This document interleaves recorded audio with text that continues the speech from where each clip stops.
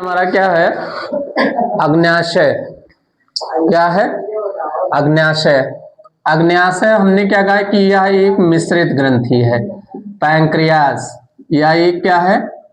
मिश्रित ग्रंथि है। कौन सी? मिश्रित। अब मिश्रित का मतलब क्या होता है? मिश्रित ग्रंथि, मिश्रित का मतलब होता है जिसमें दोनों ग्रंथियों के लक्षण पाए जाते हो या दोनों ग्रंथियों के भाग पाए जाते हो। मतलब क्या कि उसमें वहिस्रावी ग्रंथि, वहिस्रावी ग्रंथि यानी एक्सोक्राइन, या इसको हम लोग कह सकते हैं क्या?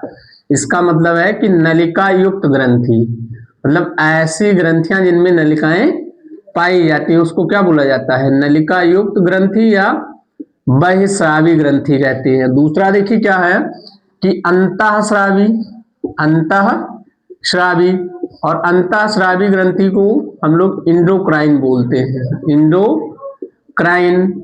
और इसका मतलब है कि नलिका विहीन है, इसमें नलिकाएं नहीं पाई जाती है। दूसरी बात देखिए कि बहिस्रावी ग्रंथि के द्वारा एंजाइम का श्रावण किया जाता है। किसका?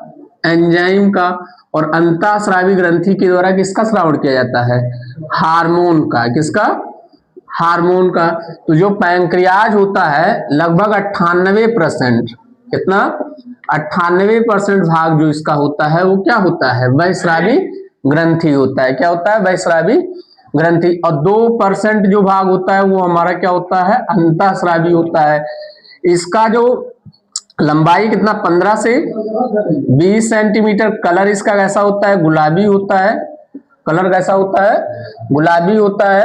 और दूसरी बात देखिए कि अंतःस्रावी, इसकी खोज इस अंतःस्रावी यानी पैंक्रियाज में जो अंतःस्रावी भाग है उसकी खोज किसने किया था?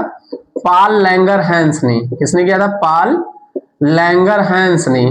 तो उसको बोला जाता है, जो अंतःस्रावी भाग होता है किसका? पैंक्रियाज का, उसको हम लोग बोलते हैं लैंगरहैंस की द्वीपिकाएं, क्योंकि खोज किसने किया था? पाल लैंगरहैंस ने। तो इसीलिए इनके सम्मान में इसका नाम रख दिया गया, क्या? लैंगरहैंस की द्वीपिकाएं। इसमें 3 प्रकार की कोशिकाएं पाई जाती हैं। कितने प्रकार की? 3 प्रकार। यानी कि जो पैंक्रियाज होता है, पैंक्रियाज का अंतःस्रावी भाग, अंतःस्रावी भाग जो होता है उसे हम लोग कहते हैं इंडोक्राइन। और इंडोक्राइन पार्ट जो होता है उसको हम लोग बोलते हैं क्या? लैंगरहैंस की द्वीपिकाएं। लैंगरहैंस की द्वीपिकाएं, द्वीपिकाएं। और इसमें देखिए 3 प्रकार की सेल होती हैं। ठीक है, 3 कौन कौन सी? देखिए, एक होता है अल्फा सेल, एक होता है क्या? बीटा सेल, और एक होता है क्या? Delta cell. 3 सेल होता है। तो लिखिए 3 सेल होते हैं, तीनों लिख लीजिए, फिर एक एक का हम लोग काम देखते हैं। Alpha cell. अब अल्फा सेल देखिए क्या करता है? अल्फा सेल तो इसके द्वारा ग्लूकागान हार्मोन स्रावित किया जाता है। कौन सा? ग्लूकागान हार्मोन। ठीक है, कौन सा हार्मोन? ग्लूकागान। अब देखिए ये करता क्या है कि इसका सबसे प्रमुख काम ये है कि ये ग्लाइकोजन को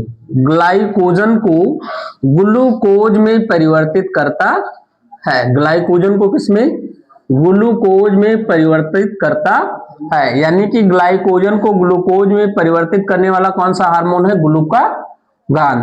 तो किस सेल से स्रावित होता है? Alpha cell. अल्फा सेल किसका भाग है? लैंगरहैंस की द्वीपिकाओं का। लैंगरहैंस की द्वीपिकाएं किसका भाग है? तो ये अग्न्याशय के अंतःस्रावी भाग को कहा जाता है। ठीक है, उसके बाद देखिए, तो इसमें अल्फा सेल करके ऐसे डैश करके लिखिए अल्फा सेल, और फिर इसमें लिखेंगे कि इसके द्वारा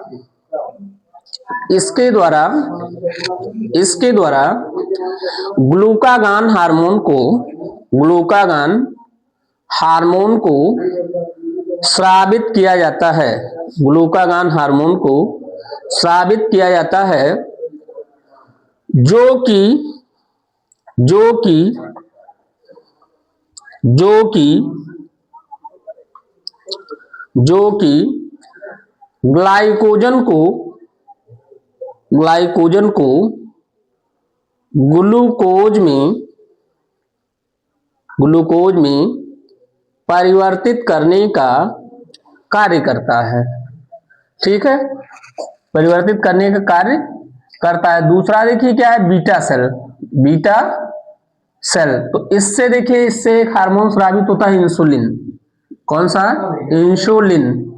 इंसुलिन हार्मोन स्रावित होता है, और यह हार्मोन देखिए क्या करता है कि यह ग्लूकोज को ग्लाइकोजन में परिवर्तित करता है। ग्लूकोज को किस में परिवर्तित करता है? ग्लाइकोजन में। तो इसका मतलब बीटा सेल से कौन सा हार्मोन स्रावित होता है? इंसुलिन। इंसुलिन का काम क्या है? ग्लूकोज से ग्लाइकोजन। और इस प्रक्रिया को, वह प्रक्रिया जिसके द्वारा ग्लूकोज ग्लाइकोजन में परिवर्तित होता है, उसको ग्लाइकोजेनोलिसिस बोलते हैं। ग्लाइकोजेनोलिसिस कहा जाता है। तो पॉइंट बनाएंगे बीटा सेल। बीटा सेल करके लिखिए, जेनेसिस। तो लिखिए, बीटा सेल के द्वारा इंसुलिन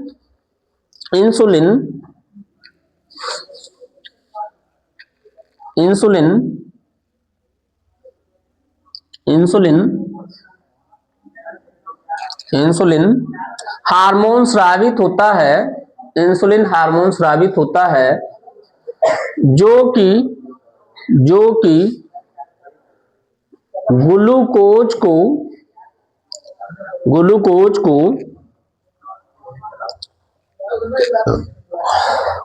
को ग्लाइकोजन में परिवर्तित करता है। ग्लूकोज को ग्लाइकोजन में परिवर्तित करता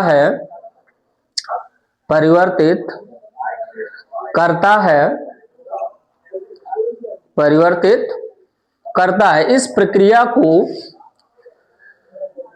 ग्लाइकोजेनेसिस, इस प्रक्रिया को क्या बोला जाता है? ग्लाइकोजेनेसिस कहते हैं। इस प्रक्रिया को ग्लाइकोजेनेसिस कहते हैं।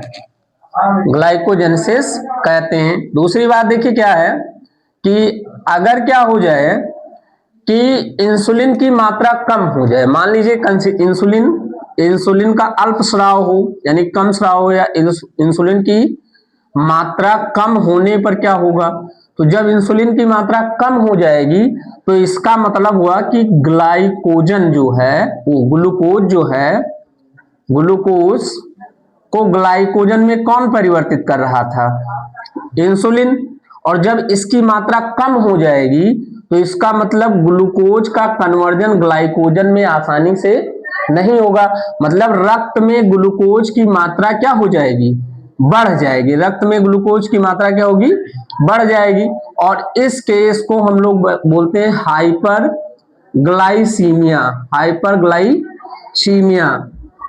ठीक है, तो इसमें लिखेंगे जब इंसुलिन की मात्रा कम हो जाती है, इसमें नहीं लिखना है, डेल्टा नहीं, इसी में लिखना है, बीटा वाले में। जब इंसुलिन की मात्रा कम हो जाती है तो ग्लूकोज ग्लाइकोजन में परिवर्तित नहीं हो पाता है। तो ग्लूकोज ग्लाइकोजन में परिवर्तित नहीं हो पाता है, जिसके कारण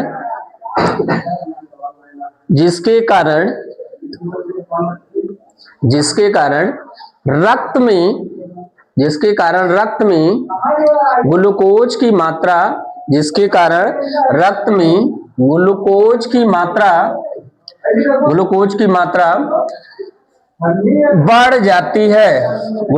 मात्रा बढ़ जाती है, जिसे हाइपरग्लाइसीमिया कहते हैं।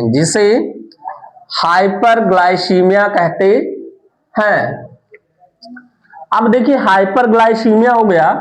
अब मान लीजिए पर ml ब्लड में पर एम एल ब्लड में 300 से 500 मिलीग्राम अगर क्या हो जाए, ग्लूकोज हो जाएगा, तो उसको हम लोग बोलेंगे कि ये डायबिटीज या मधुमेह रोग हो गया। इसे लिखिए। और जब रक्त में 300 से 500 मिलीग्राम 300 से 500 मिलीग्राम 300 से 500 मिलीग्राम प्रति एमएल ग्लूकोज की मात्रा हो जाती है, ग्लूकोज की मात्रा हो जाती है, तो इस रोग को मधुमेह कहते हैं। तो इस रोग को क्या कहते हैं? मधुमेह कहते हैं इस रोग।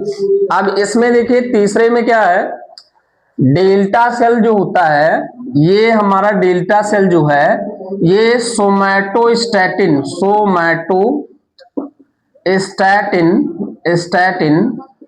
हार्मोन का स्रावण करता है। कौन से हार्मोन का?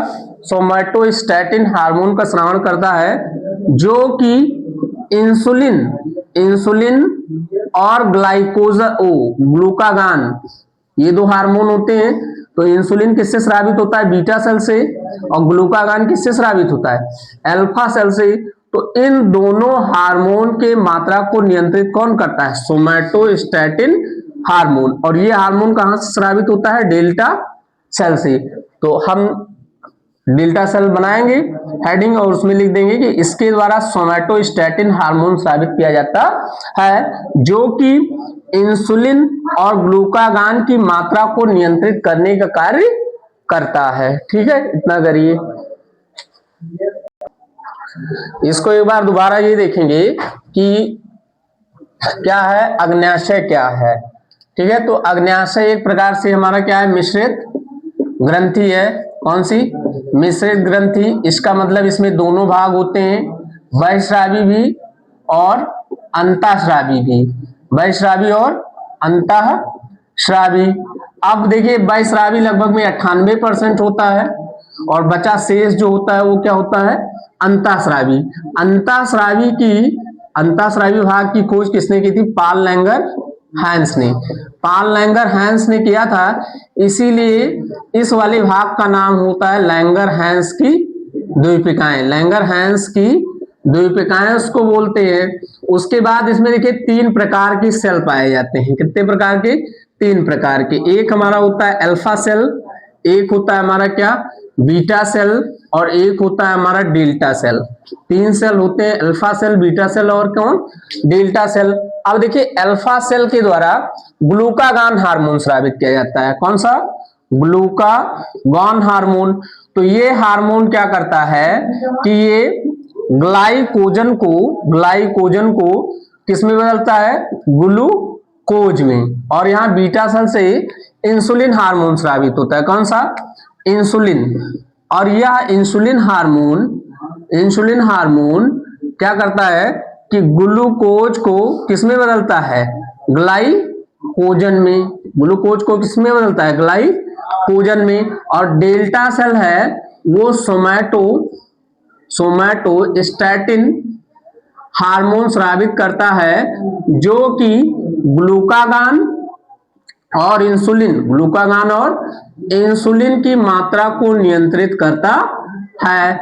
अब उसके बाद देखिए कि अगर क्या हुआ कि इंसुलिन की मात्रा कम हो गई, इंसुलिन की मात्रा क्या हो गई?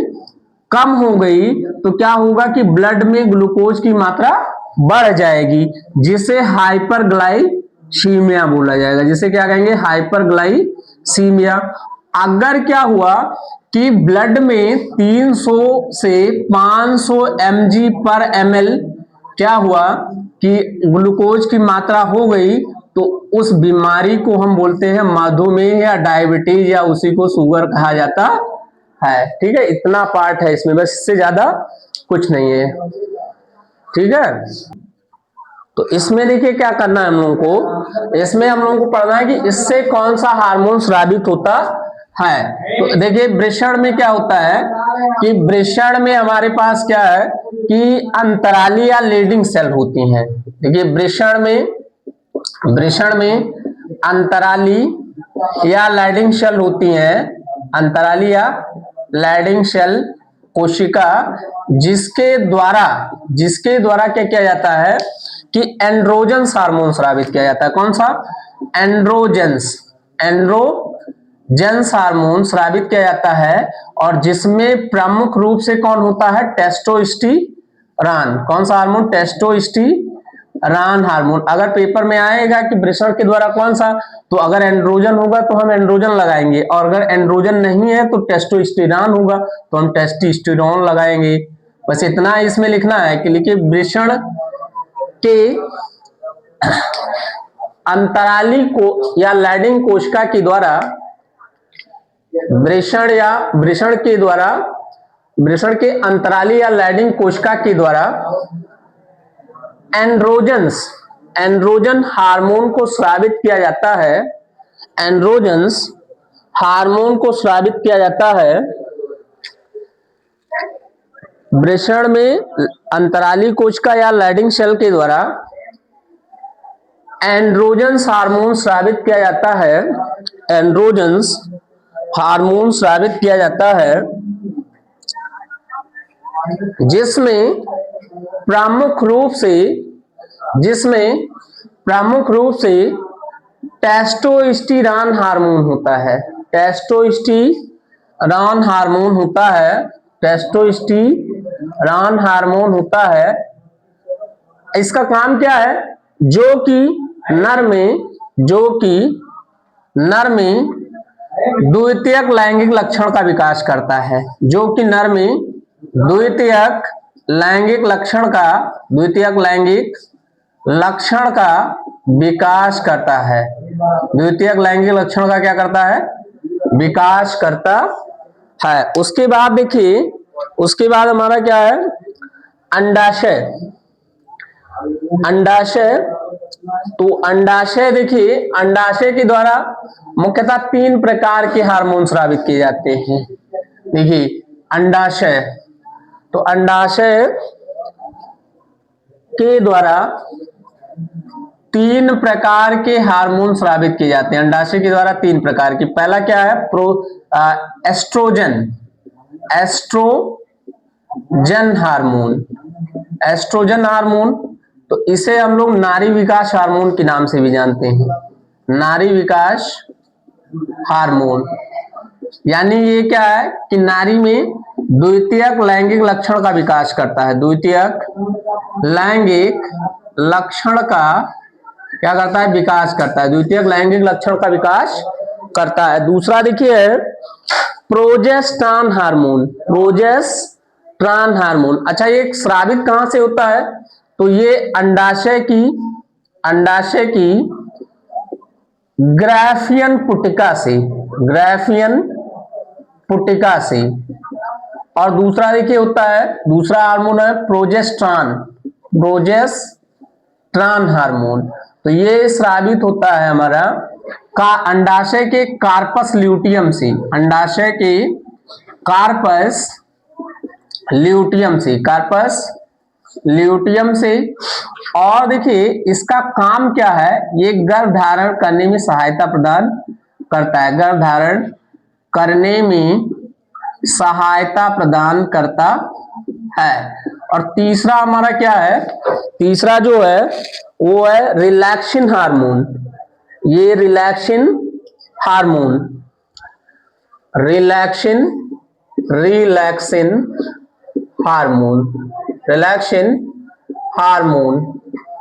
तो रिलैक्सिन हार्मोन जो होता है ये भी कार्पस ल्यूटियम एवं प्लेसेंटा। ये कहां से स्रावित होता है?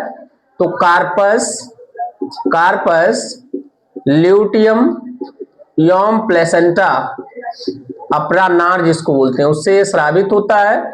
और ये प्रसव में सहायता करता है। अब देखिए सीधा क्या है कि अंडाशय के द्वारा 3 प्रकार के हार्मोन स्रावित किए जाते हैं। एक हमारा एस्ट्रोजन हार्मोन होता है जो कि नारी विकास हार्मोन है, द्वितीयक लैंगिक लक्षण का विकास करता है। और ये कहां से स्रावित होता है? तो अंडाशय की ग्राफियन पुटिका से। दूसरा है प्रोजेस्टेरॉन हार्मोन। ये कहां से स्रावित होता है? तो ये अंडाशय के कार्पस ल्यूटियम से, ये गर्भ धारण करने में सहायता प्रदान करता है। तीसरा हमारा क्या होता है, रिलैक्सेशन हार्मोन, ये कार्पस ल्यूटियम एवं अपरा से स्रावित होता है, जो कि प्रसव यानी कि बच्चे के जन्म में सहायता प्रदान करता है। तो ये तीनों हार्मोन किसके द्वारा स्रावित होते हैं, अंडाशय की। अब हम लोगों को पढ़ना है इसके बाद कि एंजाइम और हार्मोन में क्या अंतर होता है। ठीक है, इतना नोट करो पहले। आएंगे क्या, एस्ट्रोजन हार्मोन। कौन सा, एस्ट्रोजन हार्मोन। लिखेंगे, यह हार्मोन अंडाशय की ग्राफियन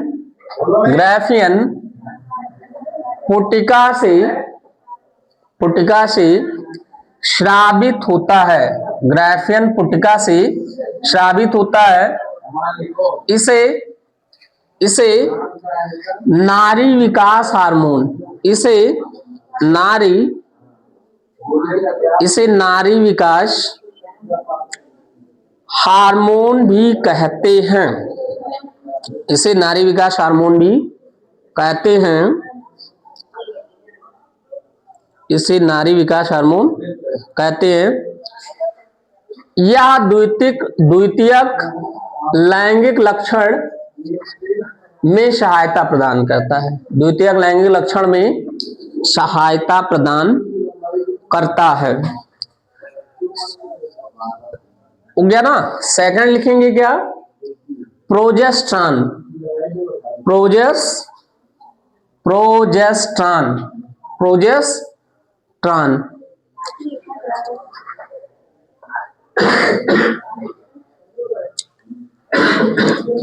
प्रोजेस्ट्रॉन। तो देखिए प्रोजेस्ट्रॉन में क्या है, प्रोजेस्ट्रॉन हमको पता है कि ये अंडाशय की कार्पस ल्यूटियम से स्रावित होता है और गर्भ धारण करने में सहायता प्रदान करता है। तो इसमें लिखेंगे, यह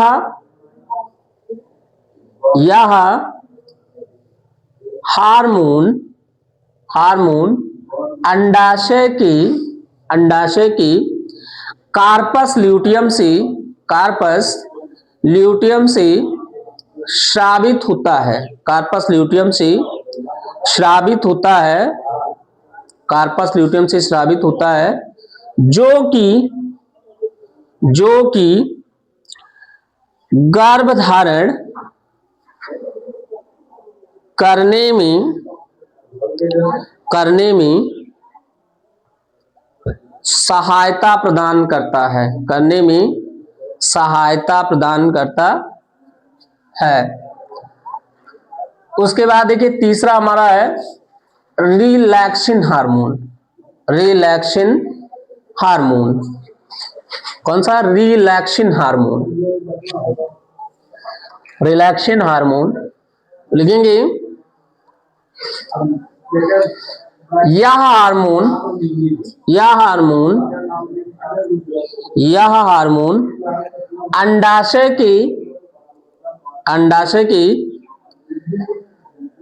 कार्पस ल्यूटियम एवं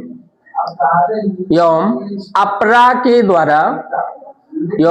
के द्वारा स्रावित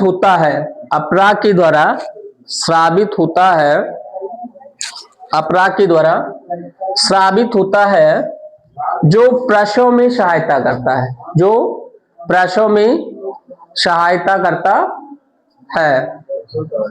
इसमें देखिए क्या है कि हमारे पास एंजाइम और हार्मोन में अंतर करना है। ठीक है, तो देखिए एंजाइम क्या होता है, ये कार्बनिक यौगिक होता है, मतलब कि ऑर्गेनिक कंपाउंड है, कार्बन से मिलकर के ये बना होगा। लेकिन ये क्या होता है, बहिस्रावी ग्रंथियों से स्रावित होता है। बहिस्रावी ग्रंथि का मतलब कि ऐसी ग्रंथियां जिसमें नलिकाएं पाई जाती है। तो एंजाइम सदैव बहिस्रावी ग्रंथियों से स्रावित होता है। हार्मोन भी एक कार्बनिक यौगिक है, लेकिन ये क्या है, अंतःस्रावी ग्रंथि से स्रावित होता है। अंतःस्रावी का मतलब कि ऐसी ग्रंथियां जिसमें नलिकाएं ना हो, तो उसे हम बोलेंगे क्या, अंतःस्रावी। तो एंजाइम स्रावित होता है बहिस्रावी ग्रंथि से और हार्मोन स्रावित होता है अंतःस्रावी ग्रंथि से।